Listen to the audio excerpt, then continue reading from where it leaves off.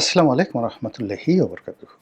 সম্মানিত দর্শক, নির্বাচনের আগের ৩টি গুরুত্বপূর্ণ দিন, অর্থাৎ নির্বাচন যদি ১১ তারিখে হয়, তাহলে আমি ৯, ৮, ৭ এই ৩ দিনের সম্ভাব্য কিছু ঘটনা বলি এবং এই ৩ দিনের আগে পরের কিছু ঘটনা বলি, যা কিনা সম্ভাব্য হতে পারে আবার নাও হতে পারে। আর এগুলো হলে কী হবে কিংবা না হলে কী হবে, এই বিষয়গুলো নিয়ে আমি আমার নিজস্ব চিন্তা চেতনা থেকে যেটি ভালো মনে হয় সেটি আপনাদের নিকট উপস্থাপন করব। প্রথমত, নির্বাচন যদি ১১ তারিখে হয়, তাহলে আমি কেন ৯ তারিখকে টার্গেট করলাম? আবার আমি এই ভিডিওটি করছি ৫ তারিখে। ৫ তারিখের বাদ দিয়ে ৬ তারিখকে বাদ দিয়ে আমি ৭ তারিখের কেন ঘটনাপুঞ্জি আপনাদের সামনে তুলে ধরার চেষ্টা করছি। এর কারণ হলো যে আমি ভিডিও করছি ৫ তারিখে, ৬ তারিখে শুক্রবার, সরকারি বন্ধের দিন। আমাদের দেশে শুক্রবারে কেয়ামত হয় বা কেয়ামত হবে। এছাড়া সাধারণত বাংলাদেশে শুক্রবারে বড় কোনো ঘটনা ঘটে না। শনিবারে ৭ তারিখ, রোববারে ৮ তারিখ, আর সোমবারে ৯ তারিখ,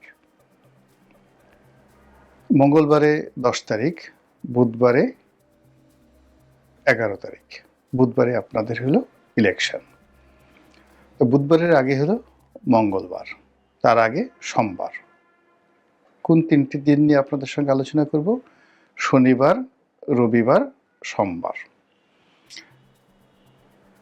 এখানে ৩ দিন ৩ রাত, মূলত ৭২ ঘন্টা। এই ৭২ ঘন্টাকে আমার কাছে মনে হচ্ছে দম বন্ধ করা একটি ঘটনা। কী ঘটতে পারে, কেন ঘটতে পারে সে বিষয়গুলো বলবো। তার আগে প্রকৃতির কিছু লীলাখেলা বা ইতিহাসের কিছু লীলাখেলা আপনাদেরকে বলি। যখন দেখবেন যে বড় কোনো দুর্ঘটনা ঘটে কিংবা প্রকৃতিতে বড় কোনো পরিবর্তন আসে কিংবা কালবৈশাখী আসবে, ঘূর্ণিঝড় আসবে, সুনামি আসবে, তার আগে নির্দিষ্ট পরিমাণ আগে কতগুলো লক্ষণ প্রকৃতিতে ফুটে ওঠে এবং সেই লক্ষণগুলো আপনারা কম বেশি সবাই জানেন।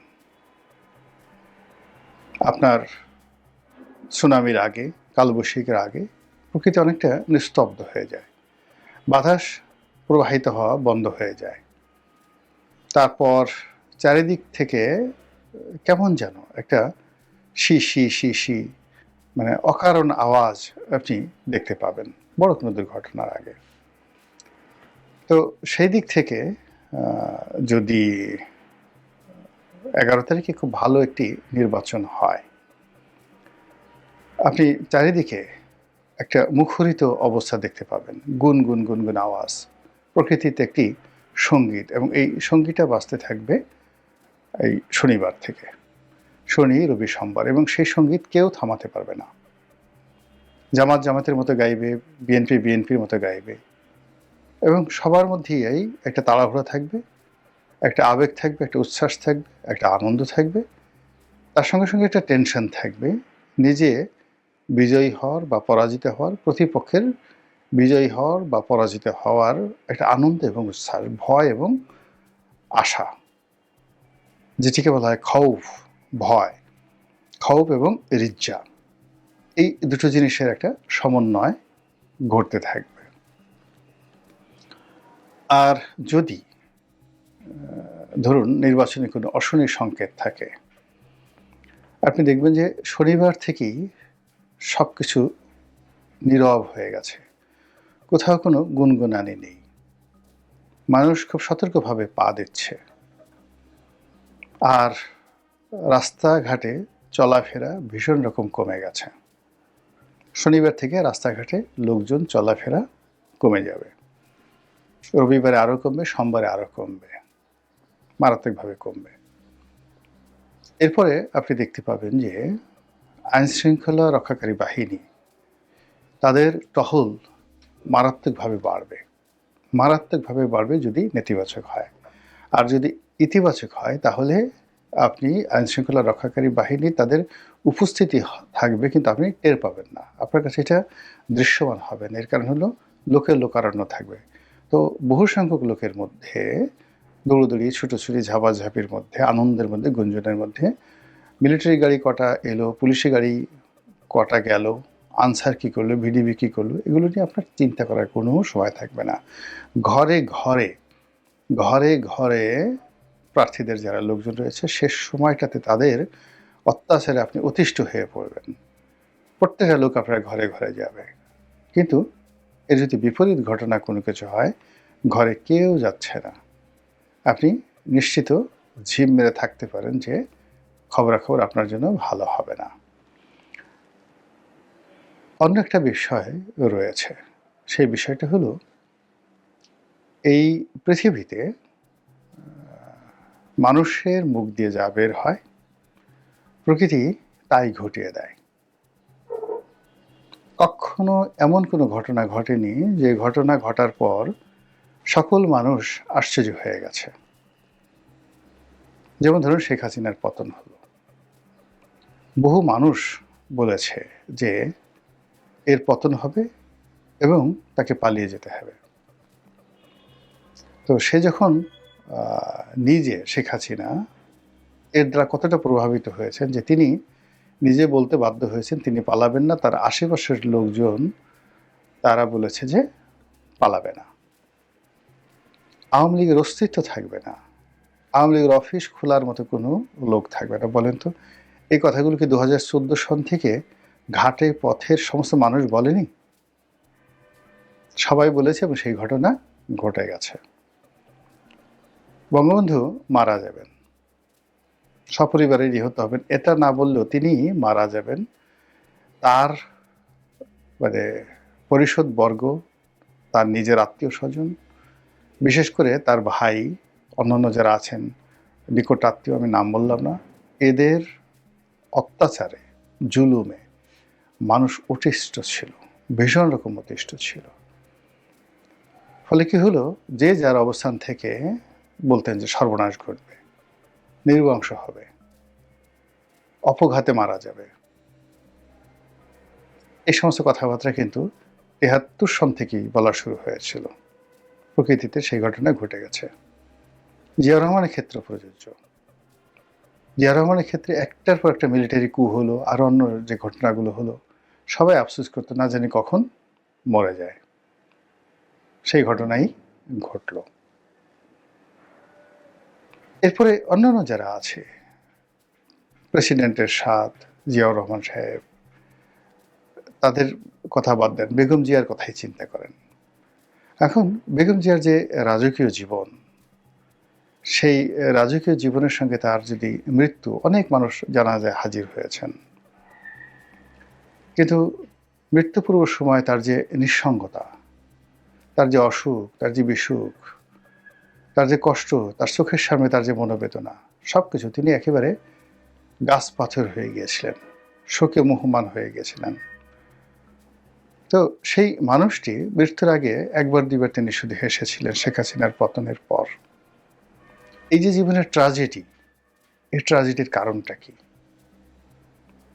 এই ট্র্যাজেডির কারণ আপনারা যদি খুঁজতে যান তাহলে অনেক কিছুই দেখতে পাবেন, বুঝতে পাবেন, যার ফলে আপনি একটা অনুসিদ্ধান্তে পৌঁছতে পারবেন যে এই পৃথিবীতে কোনো কিছুই আনটার্ন যায় না। আপনি যতটুকু ভালো কাজ করবেন, সে ভালো কাজের মূল্যায়নে পৃথিবী আপনাকে দেবে। শেখ হাসিনা যত ভালো কাজগুলো করেছেন আমরা বলছি, কিন্তু তার সঙ্গে সঙ্গে তার মন্দ কাজ যেগুলো হয়েছে, একটা মন্দ কাজের জন্য তিনি এই পৃথিবী থেকে শাস্তি না পেয়ে যাবেন না। এটাই পৃথিবীর নিয়ম। এখন তারেক রহমান সাহেব আছেন, শফিকুর রহমান সাহেব আছেন, ডক্টর মোহাম্মদ ইউনূস আছেন, এদের ক্ষেত্রে একই নিয়ম প্রযোজ্য। সেনাপ্রধান আছেন। গত 17 মাসে যা কিছু হয়েছে, এই যা কিছু হয়েছে এর মধ্যে কোন কথাগুলো সামনে চলে আসছে এবং যাকে বলা হয় বারবার মানুষ আলোচনা করছে। প্রথমত হলো মাস্টার মাইন্ড, এরপর হলো ম্যাটিকুলাস ডিজাইন, এরপরে হলো পুলিশ হত্যাকাণ্ড, থানা পোড়ানো। পক্ষে কিচ্ছু বলছে না, কিন্তু মানুষ এগুলো নিয়ে কথাবার্তা বলছে। তো মেটিকুলাস ডিজাইন, থানা পোড়ানো। এরপর হলো যাবে না, উনি যাবে না, এত সহজে ছাড়বে না। মানে এগুলো একজন দুজন নয়। যদি কেউ বলে থাকে যে উনি চলে যাবেন যথাসময়ে, উনি ভদ্রলোক মানুষ, এদের সংখ্যা যদি একজন হয়, উনি চলে যাবেন না, এদের সংখ্যা 1000 জন। তো এই যে উনি থাকবেন না, উনি চলে যাবেন, এরপর আসলো কি গুপ্ত শক্তি, জামাত ইসলামিক দলগুলো ক্ষমতায় আসবে। তারপর মেটিকুলাস ডিজাইনে ইলেকশন ইঞ্জিনিয়ারিং হবে, গুপ্ত শক্তি জাল ভোট দেবে। ফলাফল যে কি হবে, ভোট কেন্দ্রে যে কত লোক যাবে, এই বিষয়গুলো নিয়ে প্রতি মুহূর্তে লোকজন বিতর্ক করছে। এই বিতর্কের কারণে আপনারা ধরে নিতে পারেন যে গত 17 মাসে যে বিতর্কগুলো, যে কথাগুলো বহুবার উচ্চারিত হয়েছে, এই কথার বাইরে 11 তারিখে কিছুই হবে না, কখনো কিছু হবে না। মিরাকেল বলে কোনো কিছু হবে না। যা কিছু ঘটে তার আগে তার সব কিছু বর্তে থাকে, প্রকাশিত হতে থাকে, সেগুলো আওয়াজ তৈরি করতে থাকে, এবং সেই আওয়াজের একটা প্রতিফলন ঘটতে থাকে। যেমন ধরুন, সারপ্রাইজিংলি যে ঘটনাগুলো ঘটেছে, সেটা হলো 2014 সালের নির্বাচনের ফলাফল সারপ্রাইজিং। নির্বাচনের পর আমরা আশা করিনি যে 5 বছর থাকবে, সারপ্রাইজিং। 18 নির্বাচন সারপ্রাইজিং, 2024 নির্বাচন সারপ্রাইজিং।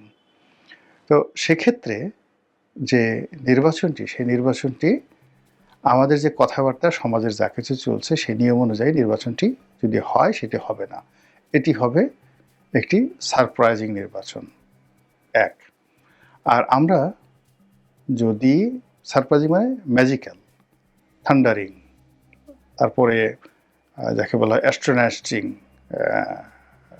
এরপরে আরও অনেক কিছু ইংরেজি শব্দ আপনি যদি যুক্ত করেন, বাংলাতে আপনি যদি সেগুলো বলেন, তাহলে যে যা দেখলে আপনি কিংকর্তব্য বিমূঢ় হয়ে যাবেন, থান্ডার্ড হয়ে যাবেন, বজ্রাহত হয়ে যাবেন। তারপরে আপনি যাকে বলে এখন বেকুব হয়ে যাবেন। তারপরে আপনি